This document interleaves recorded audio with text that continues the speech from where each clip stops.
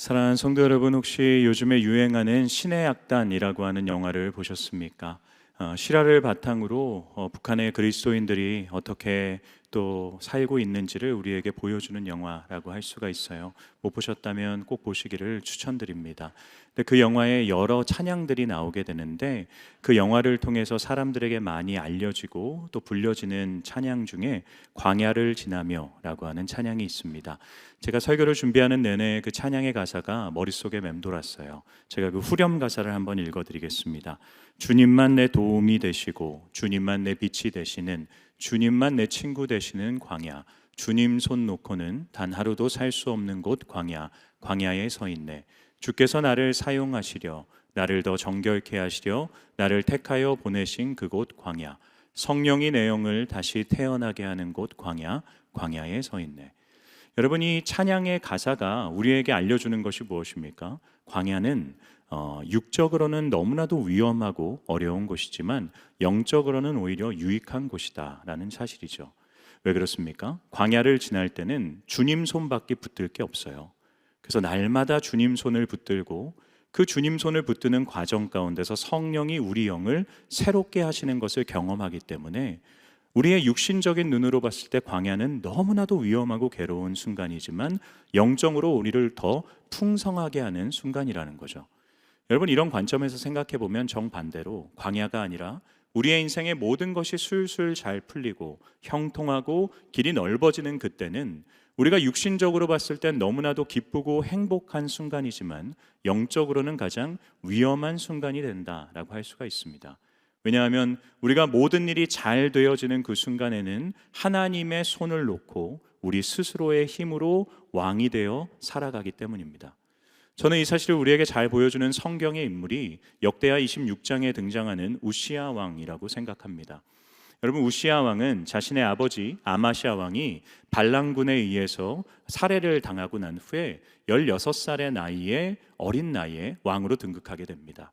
여러분, 광야와 같은 순간이었을 거예요. 왕이 되었지만 주변 모든 나라들은 여전히 이스라엘을 침략하기 위해 기회를 노리고 있습니다. 내부적으로도 너무나도 혼란스러운 그런 상황이었어요. 외부적으로 우시야는 정말 어디에 의지할 곳 하나도 없는 광야와 같은 순간을 지나고 있었습니다. 그래서 그는 스가랴 선지자의 말에 순종하며 하나님을 경외하고 그분의 율법을 준수하는, 하나님을 붙드는 행동을 합니다. 그러자 하나님께서 그에게 인생에 형통함을 허락해 주셨어요. 그래서 우시야의 왕의 때에 이스라엘은 주변의 블레셋, 암몬, 마온 또 여러 민족들을 지배하는 강대한 나라가 되어집니다. 성경은 이 우시야 왕이 가졌던 승리를 기이한 도우심으로 되어진 강성함이다라고 표현해요.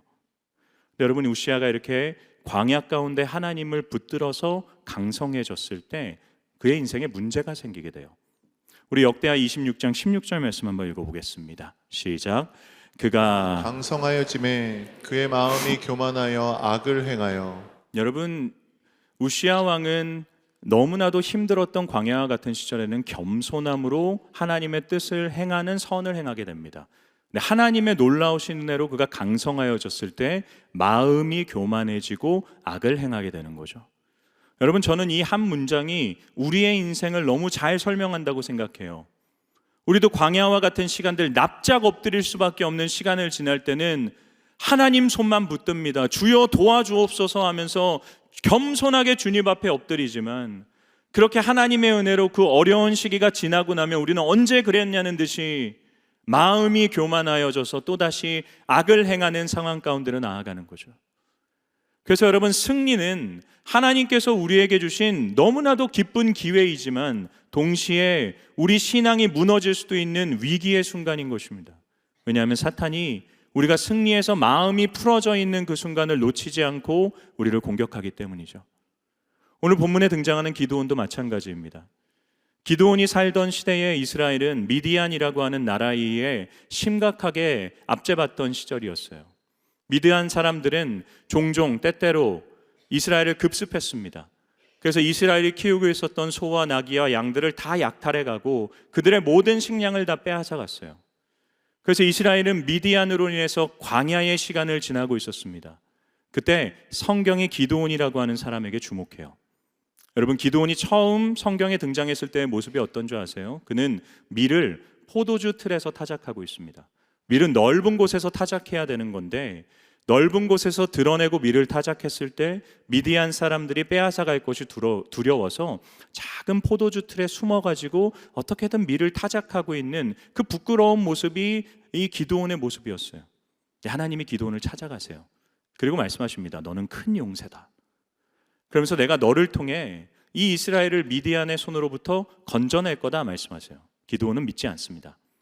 하나님은 기드온을 끊임없이 설득하시고 자신의 하나님 되심을 그에게 증명시켜 주셔서 기드온은 하나님의 뜻에 순종하며 살기로 결단을 해요. 그가 가장 먼저 한 것은 오브라, 자신의 고향에 있어서 이 사람들을 우상 숭배하게 만들었던 바알과 아사랴 상을 찍어 없애는 것이었어요. 그리고 군대를 모집합니다. 300명의 병사를 선정하고 그리고 미디안을 공격하게 돼요. 그리고 도무지 이길 수 없었던 미디안으로부터 승리하게 됩니다. 어떻게 승리했는 줄 아세요? 그 병사들의 두 손에, 한 손에는 나팔이 들려 있었고 한 손에는 횃불이 담겨져 있는 빈 항아리가 있었어요. 그리고 미디안 군대 앞에 서서 나팔을 불고 빈 항아리를 깨트렸을 때 그들이 승리하게 됩니다. 이게 말이 안 되는 얘기죠. 그냥 빈 항아리를 깨트리며 나팔을 불고 여호와와 기드온의 칼이다 외쳤을 때 그들이 서로 싸우며 자멸하게 되는 정말 기이한 하나님으로부터 오는 승리를 맛보게 되는 거죠.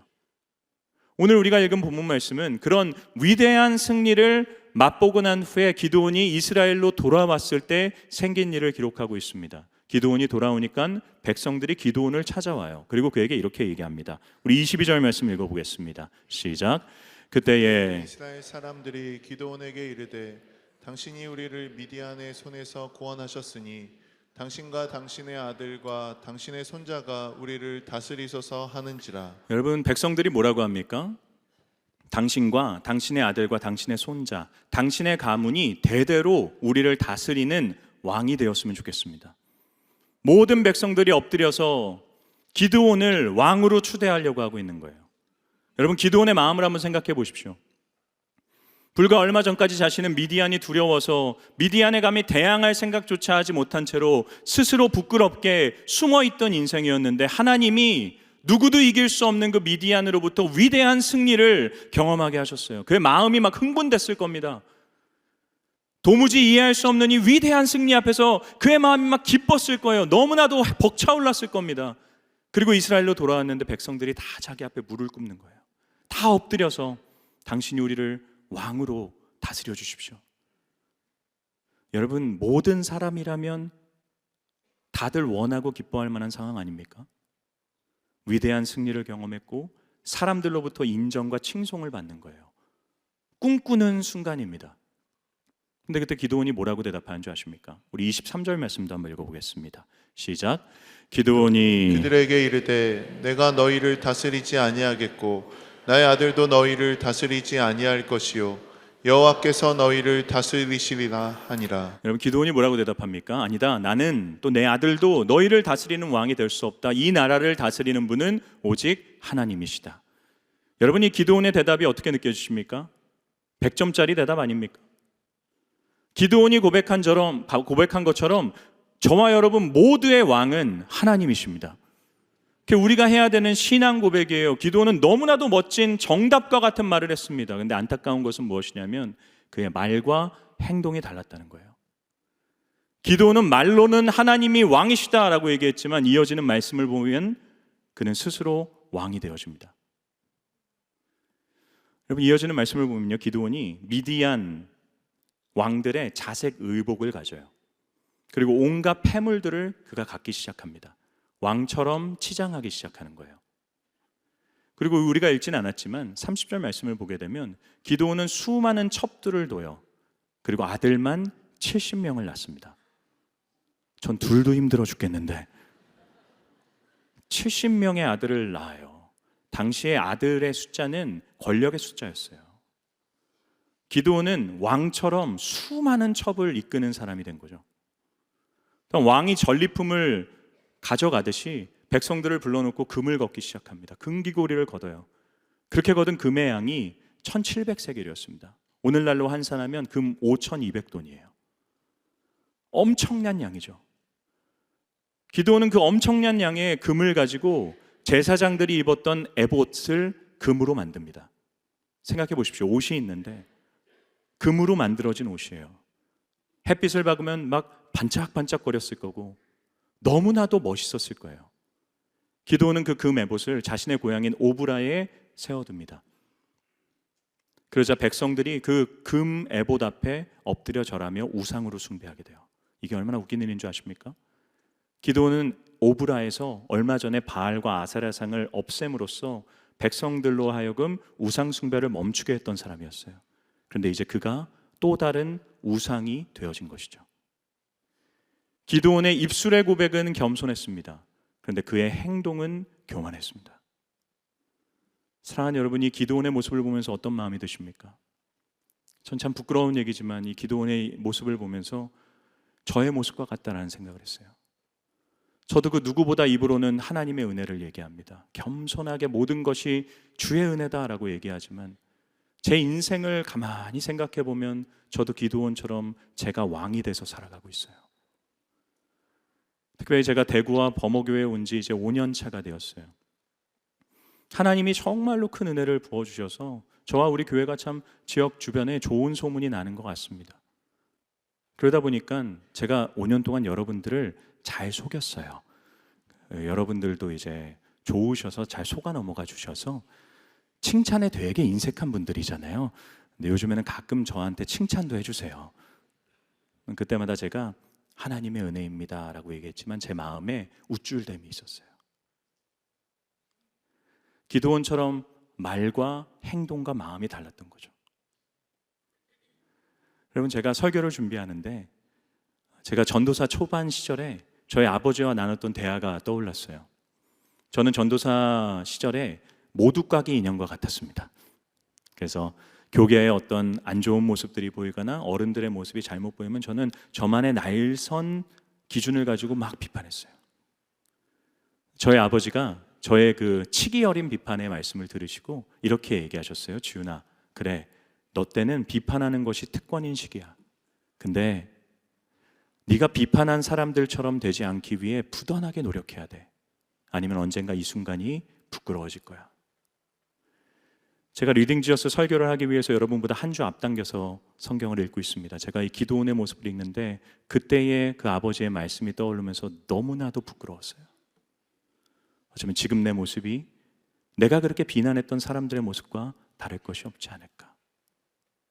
입으로는 겸손을 얘기하지만 나의 삶은 여전히 내가 주인 되어져 있구나. 제가 범어교에 내려오면서 어떻게 목회해야 되지? 하나님 앞에 기도하고 고민하면서 제 마음에 새겼던 두 가지의 문장이 있어요. 첫 번째는 제가 사랑하고 존경하는 우리 송태근 목사님이 내려오면서 제게 주셨던 말씀이에요. 지훈 목사, 내려가서 마치 갈 곳 없는 자처럼 사역해 라고 얘기해 주셨어요. 갈 곳 없는 자처럼 사역하라는 건 뒤를 돌아보지 말고 진짜 절박하고 최선을 다해서 주의 일에 몰두하라 라는 의미가 담겨져 있습니다. 근데 제가 그 문장을 한 가슴에 새겼고 또 하나 제가 새긴 문장은 뭐냐면 언제든지 갈 수 있는 자처럼 사역하자였어요. 뒤를 돌아보지 않고 최선을 다해서 사역하지만 이게 내게 아니라는 것을 인정하고 하나님이 세우신 때까지 헌신하고 수고하고 주께서 고만하게 하실 때 나의 권리를 주장하지 말고 깨끗하게 떠나자. 근데 어느 순간 여러분 한 5년이 지나니까 제가 이 교회에 없어서는 안 되는 중요한 사람처럼 생각하고 행동하기 시작하는 거죠. 혹시 여러분들 가운데 이 교회에 저와 같은 생각을 하고 계신 분이 계십니까? 내가 없으면 안 돼. 내가 헌신해야지. 내가 이렇게나 하고 있는데. 여러분, 우리 이 말씀을 보면서 돌이켜야 됩니다. 하나님의 교회에는 하나님이 계시면 돼요. 사람은 언제든지 교체될 수 있습니다. 여러분, 주의 교회 안에는 없어서는 안 될 사람도 없고요. 있어서는 안 될 사람도 없어요. 모두가 하나님의 교회에 환영받고 모두가 하나님의 교회에 동일한 성도들입니다. 저와 여러분 중에 누구도 VIP는 없어요. 특별한 사람이 누가 있습니까? 저는 그저 이 자리에 서서 하나님을 가리키는 손가락에 불과한 거죠. 여러분, 우리는 이 기도원의 모습 앞에서 우리의 삶을 진지하게 점검해 봐야 돼요. 나의 입술의 고백과 내 삶의 고백은 같이 가고 있는가? 나는 하나님을 왕이다라고 여기는데 여전히 내 판단과 내 기준과 내 생각으로 모든 것을 판단하고 결정하며 살고 있는 것은 아닌가? 무엇보다 여러분, 우리는 하나님이 왕이시고 모든 것이 그분의 은혜로 되어졌음을 나의 배우자와 나의 자녀들에게 반드시 가르칠 수 있어야 됩니다. 우리가 그걸 가르치기를 열심을 내지 않으면 우리가 또 다른 금메보처럼 그들에게 우상이 될 수도 있기 때문이에요. 여러분, 기드온과 이스라엘이 왜 실패했습니까? 그들의 실패의 이유가 22절 말씀에 기록되어져 있어요. 다시 한번 읽어봅시다. 22절입니다. 그때에 이스라엘 사람들이 기드온에게 이르되 당신이 우리를 미디안의 손에서 구원하셨으니 당신과 당신의 아들과 당신의 손자가 우리를 다스리소서 하는지라. 이스라엘 백성들이 뭐라고 합니까? 당신이 우리를 미디안의 손에서 구원하셨으니 라고 얘기해요. 이게 사실입니까? 누가 그들을 구원한 것입니까? 하나님이 그들을 구원하신 거예요. 기드온은 그 중심에 있었던 사람입니다. 그런데 그는 백성들이 그런 잘못된 이야기를 할 때 그걸 바로잡지 않아요. 교묘하게 넘어가며 자기가 정말 그들을 구원한 사람인 양, 구원자인 양, 왕인 양 행동하고 있습니다. 저와 여러분의 인생은 어떻게 이루어져 있습니까? 우리가 누리고 있는 모든 평안과 우리가 누리고 있는 모든 성공과 우리가 누리는 모든 좋은 것들은 누가 이루어낸 것입니까? 하나님이 허락해 주신 것입니다. 근데 우리가 그것들을 대하면서 나의 노력과 나의 열심을 얘기하기 시작할 때 우리는 또 다른 금의 못을 만드는 인생이 되어지는 거죠. 제가 목회를 하면서 내가 이렇게 수고했고 내가 이렇게 헌신했고 내가 이만큼 했기 때문에 내게 이만큼의 권리가 있다 주장하게 되면 그건 내가 또 다른 금의 못으로 누군가를 걸려 넘어뜨리게 하는 것이죠. 여러분이 봉사하시고 여러분이 헌신하시면서 내가 이만큼 하지 않았느냐, 내가 이만큼 헌신하지 않았느냐 하면서 나의 희생과 나의 헌신을 누군가에게 강요하며 드러내기 시작한다면 여러분은 또 다른 금의 못을 만들어 누군가를 걸려 넘어뜨리게 하는 것입니다. 우리가 우리의 자녀들에게 드러내고 보여줘야 될 것은 무엇입니까? 우리의 희생과 헌신이 아니에요. 하나님의 은혜인 줄을 믿습니다. 우리가 끊임없이 외쳐야 되는 게 이거예요. 하나님이 왕이십니다. 모든 것은 하나님의 은혜로 주어진 것입니다. 여러분의 인생에 성공이 있으세요? 길이 넓으세요? 평탄한 길을 걷고 계세요? 그럼 여러분 반드시 기억하셔야 돼요. 고백하셔야 돼요. 하나님이 이 모든 것의 왕이십니다. 근데 여러분의 인생이 힘드세요? 여러분의 인생이 지금 광야를 지나고 있어요. 고난이 있어요. 어려움이 있어요. 여러분 그때도 외치셔야 돼요. 하나님의 은혜로 되어지는 줄 믿습니다. 그게 아니라 내 힘으로 내가 돌파할 수 있다고 생각하고 나의 열심으로 그것들을 이겨나가려고 할 때 여러분 결국 그 시간이 지나고 난 후에 여러분의 열심이 또 다른 우상으로 남게 되는 거예요. 우리가 우리의 인생을 어떤 순간에도 하나님의 은혜로 해석하지 않을 때 우리의 믿음이 문제가 생기기 시작합니다. 물리법칙 중에 엔트로피 법칙이라는 게 있어요. 모든 것은 갈수록 악화된다는 것입니다. 모든 것은 갈수록 무질서해진다는 것이에요.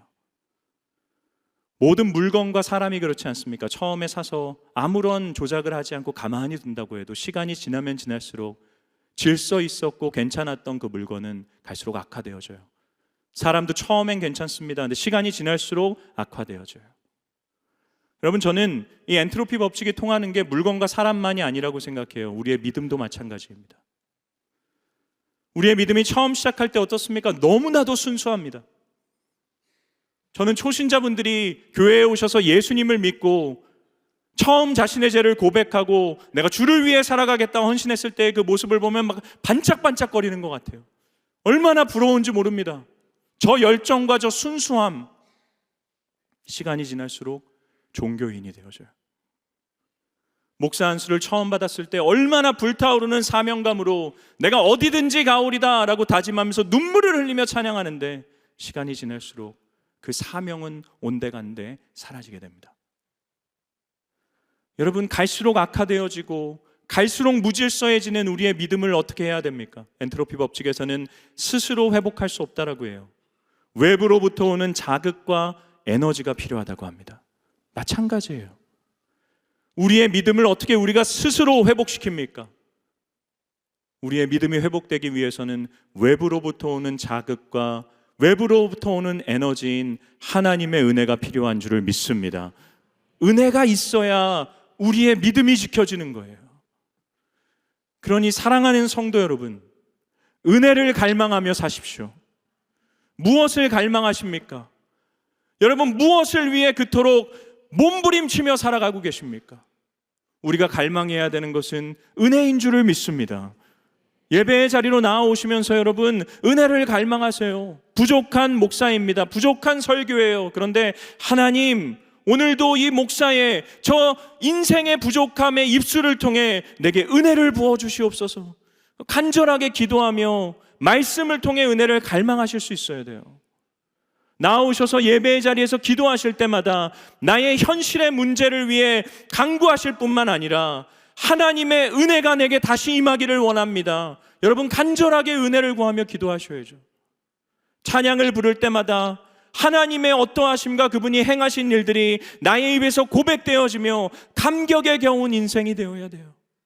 일상의 자리에서 리딩 지저스를 통해 하나님의 말씀을 읽을 때마다 그 말씀 속에 내게 말씀하시는 하나님의 말씀이 내 마음속에 새겨져야 되고, 그 말씀 속에서 하나님이 나를 얼마나 사랑하시는지가 발견되어야 되는 거죠. 나의 일상의 환경들을, 상황들을 하나님의 은혜를 공급받을 수 있는 상황들로 바꿔나가야 됩니다. 기도의 자리가 회복되어야 돼요. 나의 입술에서 여러 가요들이 나왔다면 찬양을 내가 부를 수 있어야 됩니다. 어떻게든 주님의 은혜를 내가 갈망하며 살아야 내 믿음이 지켜지는 거예요.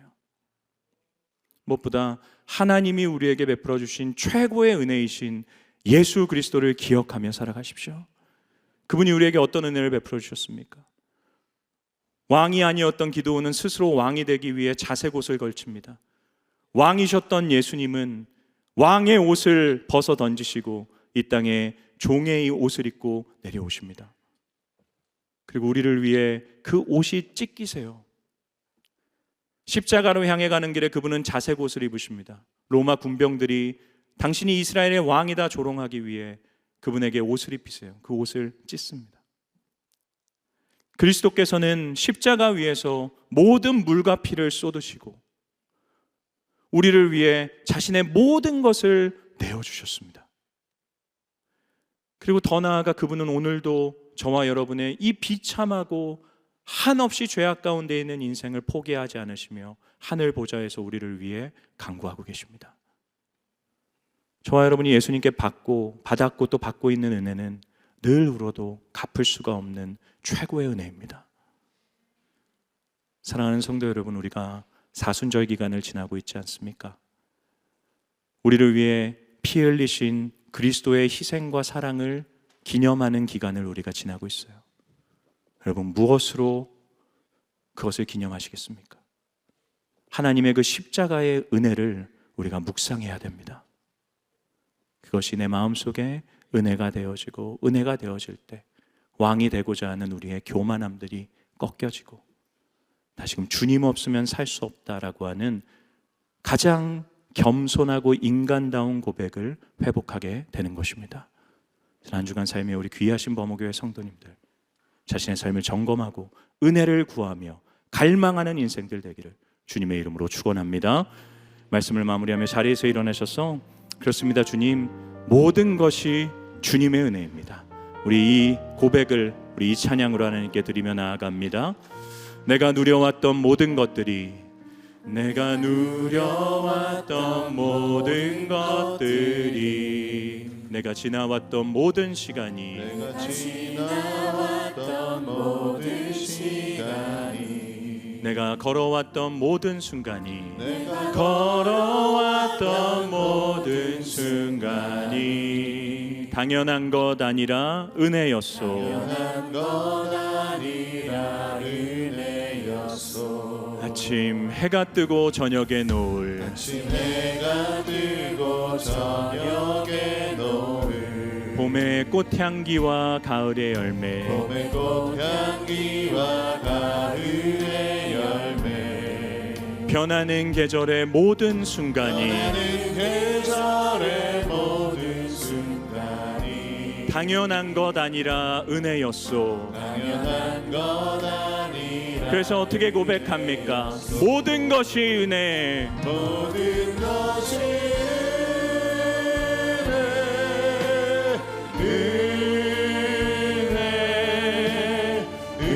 은혜 한없는 은혜. 한없는 은혜 내 삶에 당연한 것 하나도 없었던 것을 모든 것이 은혜였소. 우리 2절로 찬양합시다. 내가 이 땅에 태어나 사는 것, 땅에 태어나 사는 것 어린아이 시절과 지금까지 어린아이 시절과 지금까지 숨을 쉬며 살며 꿈을 꾸는 삶, 숨을 쉬며 살며 꿈을 꾸는 삶 당연한 것 아니라 은혜였소. 당연한 것 아니라 은혜였소 내가 하나님의 자녀로 살며 내가 하나님의 자녀로 살며 오늘 찬양하고 예배하는 삶, 오늘 찬양하고 예배하는 삶 복음을 전할 수 있는 축복이 복음을 전할 수 있는 축복이 당연한 것 아니라 은혜였소. 당연한 것 아니라 은혜 여러분 선포합시다. 모든 것이 은혜. 것이 은혜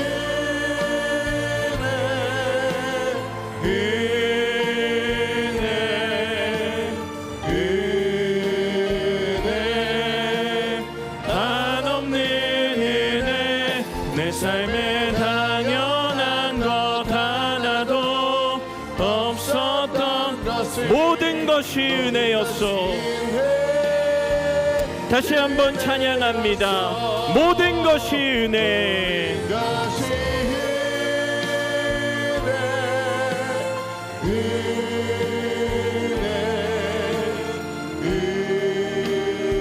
한없는 은혜. 한없는 은혜 내 삶에 당연한 것 하나도 없었던 것을 모든 것이 여러분 우리 믿음으로 고백합시다.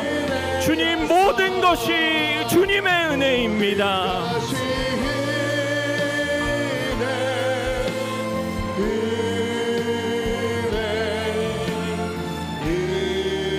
한없는 주님의 은혜. 한없는 은혜 내 삶에 당연한 것 하나도 없었던 것을